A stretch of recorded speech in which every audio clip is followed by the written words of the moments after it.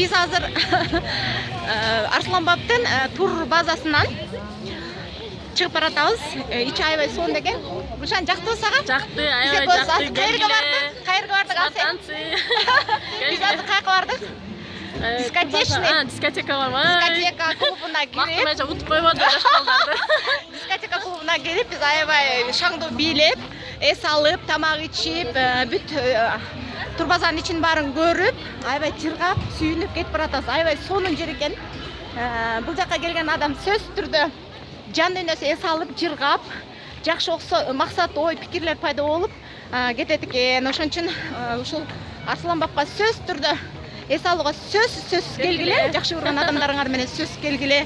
Үй бүлөңөр, балким досторуңар, балким курбу курдаштар, балким бизге окшогон группалаштар, ошентип баарыбыз келип, монтип биз эс алып кетип атабыз группалаштарыбыз менен, кесиптешим менен.